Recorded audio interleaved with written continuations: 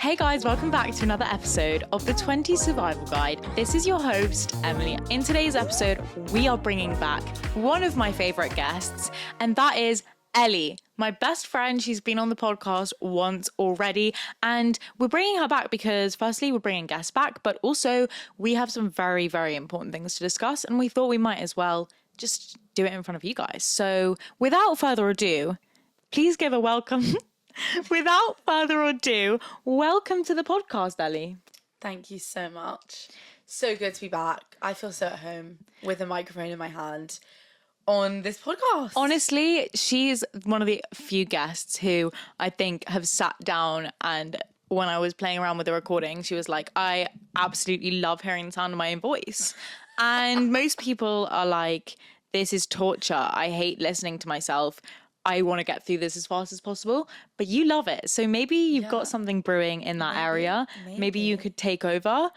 Maybe, Question mark. Sick day. Call me up. Sick day. Ellie will be your host, guys. But for now, I can't wait. Exactly. I mean, hopefully you don't get ill, but if you do, I love that you're caring. I love that for me. But why are you back? Well, you're back. Firstly, we need to give everyone a bit of context. If you haven't listened to the previous episode with Ellie, she went to university in Washington, D.C., and she finally graduated, this June.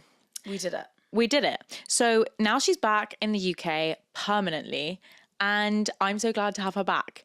Because I'm just glad to have you back, to be honest. Like, I don't actually have many reasons. Life's just not the same, really. No, it's like my right hand, and I missed it. Since Ellie's been back, we both are in a very similar stage of our lives right now. I'm currently in between jobs. Ellie's currently job searching, living her best life. And I think one of the many questions I'm still getting asked by everyone is, what are you doing with your life? What are you doing with your career? Like, what job are you going into? Just all these kind of questions. And they're so loaded, and it's really hard not to be like, I really want to punch you in the face right now, but I don't know you well enough to do that. Yesterday, I watched the US Open and Alcaraz won. Woo. And my mum is like, we just couldn't help but think that he is 22. He's exactly your age. And then she just paused in suspense and was like, and then there's you. And then I'm like, well, thanks, mum. Like, how am I supposed to not feel like I should be doing more with my life when this man's out here winning Grand Slams, 22? Like, I couldn't even get on the court and be in front of that many people right now, let alone play the tennis. Like, I couldn't do that. We hope that you guys feel the same as us. Maybe not everyone's advice is the right advice, because that definitely didn't help me when I heard that. And when people keep asking me what I'm doing with my life, it only makes it worse and makes me feel like there's more stress. What do you think? I think, who was it? That queen, Mel Robbins. Everybody thinks that the 20s, this decade of your life, is supposed to be just wild, fun, crazy. You have no responsibilities, but you're making money and just traveling the world and living your best life. But she says that actually the 20s is the worst decade of your life, because you have no money. You don't really know what you're supposed to be doing or what you should be doing or what you want to be doing. And there's a lot of pressure from the people around you constantly being like, what are you doing? What's next? Where are you moving? Wanting to know every last detail, when you don't even know the answers yourself. And I don't know if I would agree that it's the worst decade of your life. I feel like there's so many things to look forward to, and I've already had so much fun. But I appreciated what she said, because I feel like, especially with social media, there is so much pressure all the time to be doing the most in absolutely every part of your life. And I don't necessarily think that's what makes you feel fulfilled. I think that there's so much pressure to be doing everything to the max, having 7 billion side hustles, your relationship life, your personal life. I feel like I'll have these ideas in the spur of the moment, and they'll be like, oh my gosh, I could start this, or I want to create this account, or like sell basically my whole wardrobe on Vinted just to get some extra cash. And then I'm like, okay, well, if I do all of these things, my to-do list is unbearable, and I can't just do everything all at once. Sometimes you have to say no to things. You know what? Before we get into the more serious aspects of this topic, I have an appropriate anecdote that just came to mind. So, on the notion of side hustles, right? I feel like this is a thing that has been created by TikTok, of making us think that there are these incredibly young people, entrepreneurs, whoever they may be, that have become incredibly successful at a young age, and now they're millionaires and thriving. Good for them. Amazing. However, this idea of the side hustle, you know, drop shipping and such, has become so normalized to the Drop shipping? Yes. What's this is that? like a big thing. Well, I feel like maybe it's not as big anymore. But people are doing this thing called drop shipping, and they're trying to make a lot of money for it and from it. And a lot of people have been very successful in doing this. Anyways, there's this guy that I follow on TikTok. He's really funny. And he goes around and basically says, do you have a dream? What's your dream? And he just stops people on the street, and then do you know this guy? No, because I'm really not the best on TikTok. He's really nice, but, well, I don't know if he's very nice, but anyways. Have you met him? Yeah. So he goes around, he stops people on the street, and he's like, do you have a dream? What's your dream? And then these people are like, I want to own a bakery. And it's like, okay. Like, right. You know, they are ready and rearing to go. But once they tell them what their dream is, he basically helps them achieve their dream. And the whole point... Get me there. Yeah, the whole point is you're waiting around for this moment where you're like, okay, I finally have enough money to open my own company.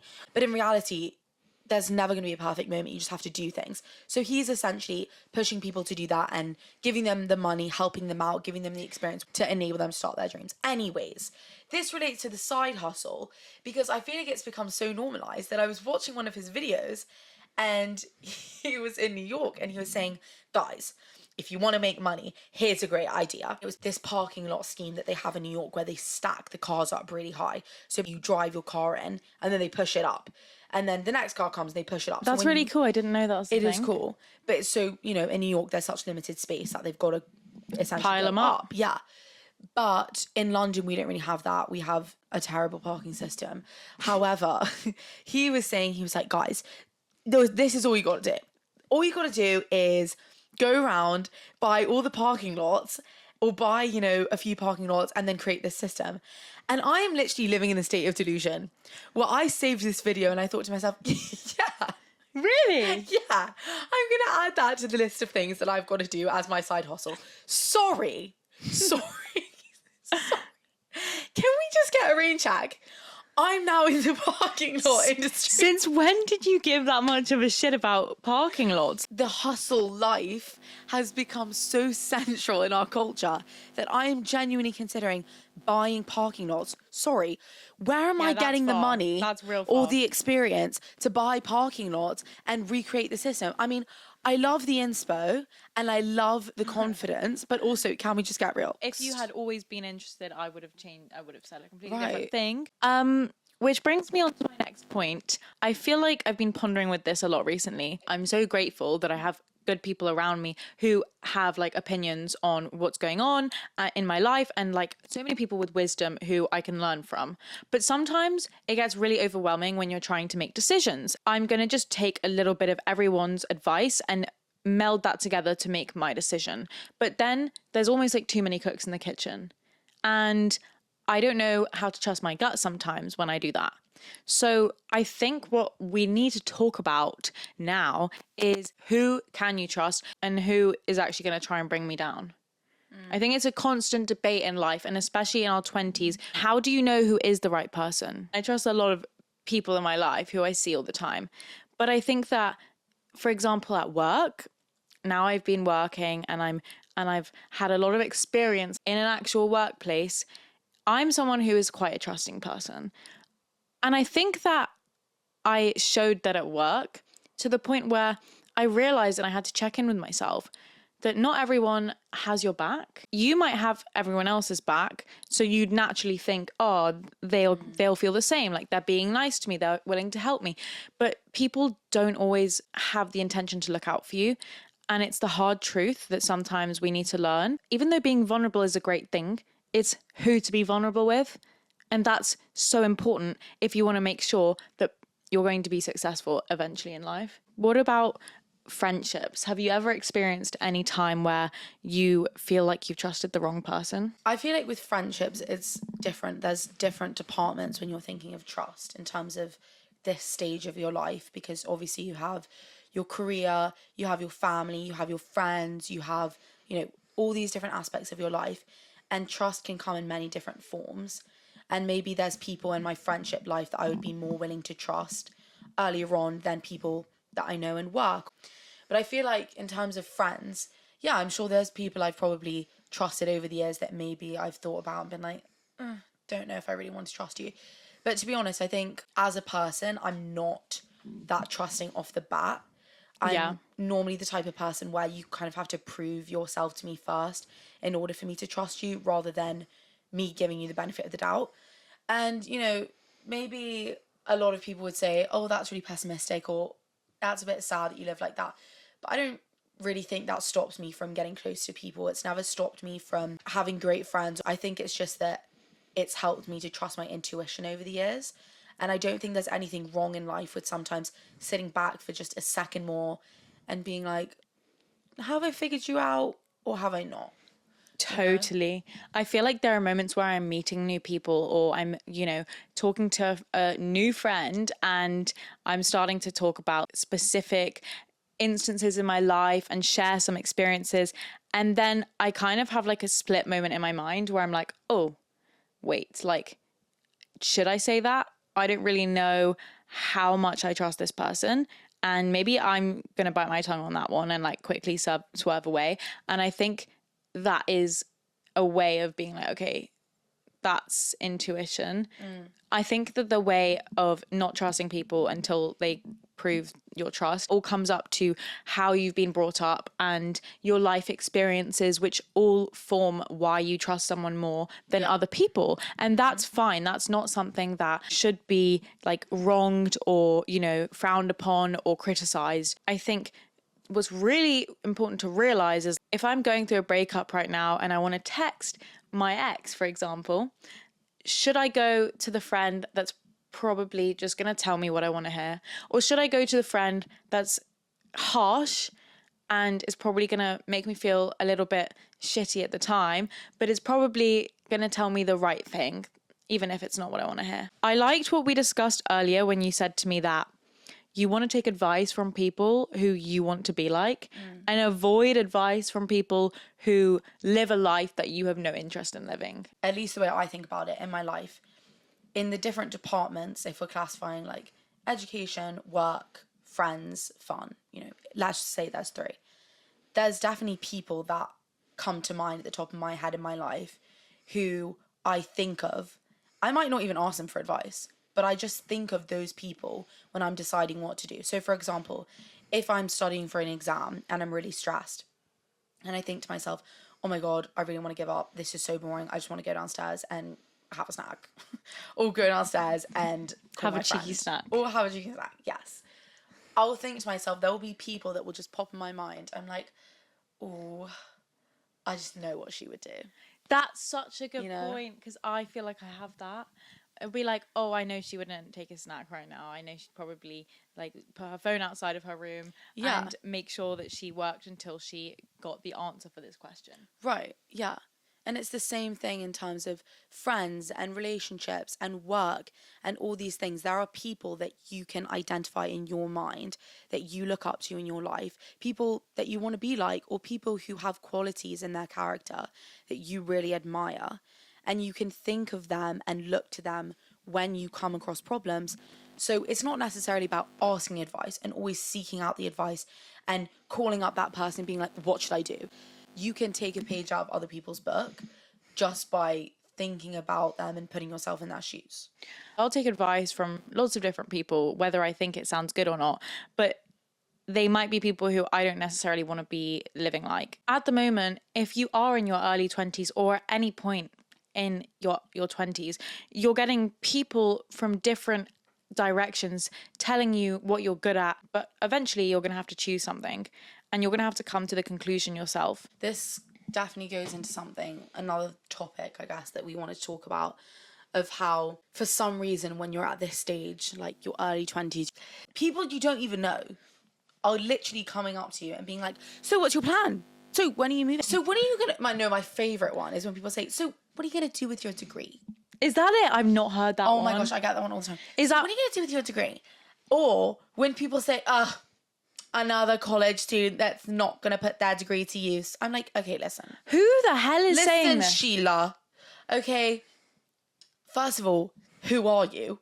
Like, my mom's cousin's second friend. Actually, who are you? And second of all, why do you feel so comfortable asking someone you don't know this question, which is really personal?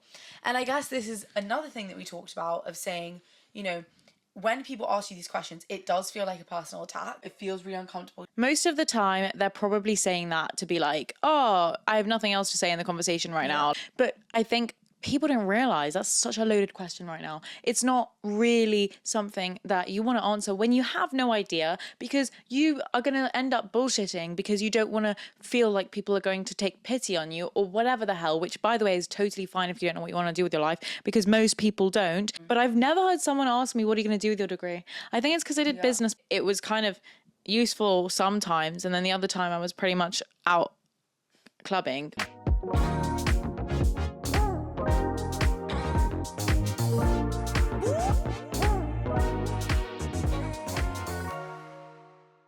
But one of the thoughts that comes into my mind is, what age is it like socially acceptable to not know what you want to do? That's a constant natter in the back of my mind.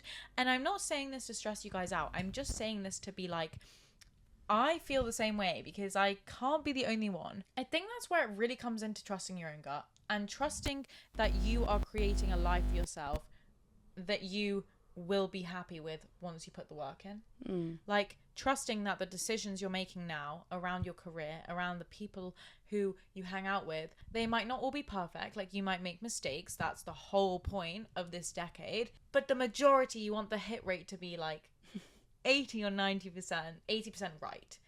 You want to be making the right choices 80% of the time, because that's realistic. You're not going to make the right choices 100% of the time, and no one's asking that of you.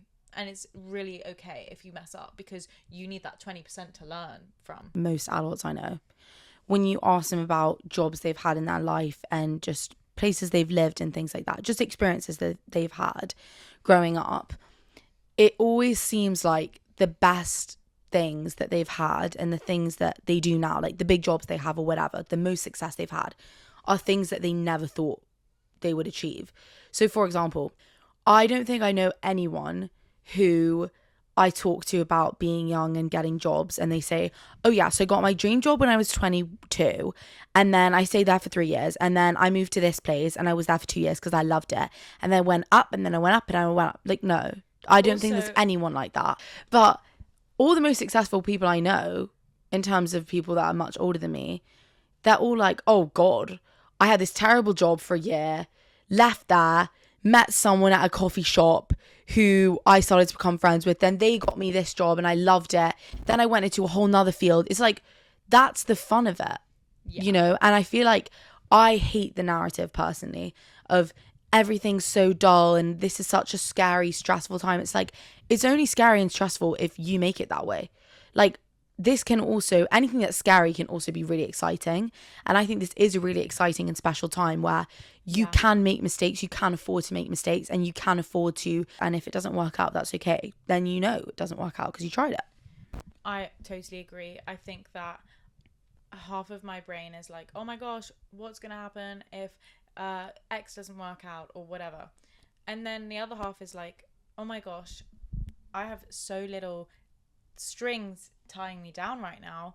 I have all this freedom to do whatever I want and change my mind, and that doesn't make me a quitter. And wow, I want to look back and like remember that I enjoyed these moments as much as I could before anything else changes in my life. So I think it's just getting better with experience around trusting your own gut and trusting that you are making the right decisions for yourself, which might not be the right decisions for someone else. Or if it's not the right one, it's going to be a great lesson to get you closer to the right one. This is why, like, we have this episode to remind you that you need to trust yourself and you need to be wary around who's got your best intentions. I'm here to tell you that. We're here to tell you that you're going to be fine. Yeah. We just have a crystal ball. Like, we do. not on our lives, but your lives. Anyway, I think we're going to round up the episode, and it's been really nice to have you back. From the standpoint of advice giving, I wanted to ask you, what's your favorite piece of advice right now that you can share, which you feel like has impacted your 20s, or you wish you knew a bit earlier, or just in general that's really speaking to you right now? So I had a mini list that I was thinking of quotes or pieces of advice that I liked. And then I just thought to myself, no, there's really only one that has stuck out to me recently. And I saw it on this little clip from a podcast, actually. The people that are the most successful, they are aiming to fail. Whoever fails the most, whoever gets rejected the most, you win. So imagine the things you would do if you were trying to get rejected, if you were trying to absolutely fail. You'd go to the biggest companies, the places you were absolutely not qualified for, and you just do these things because, like, well, it's fine. If I fail, like, I get a point, you know, it's fine. And obviously this sounds a bit ridiculous, but No, of course the moral of the story is you're going to realize that actually you're not going to fail as many times as you think, and sometimes it is harder to fail than you realize. And every time you fail at something, it isn't really a failure because you're kind of checking something off a list, like, oh, I tried it and it didn't work out. But you're never going to know. What would you do if you wanted to get the rejections? I think I would probably go to a huge podcast producer and say, look, I want you to sign me. There you go. It's just those honest conversations that you got to have with yourself. Seriously. What would you do?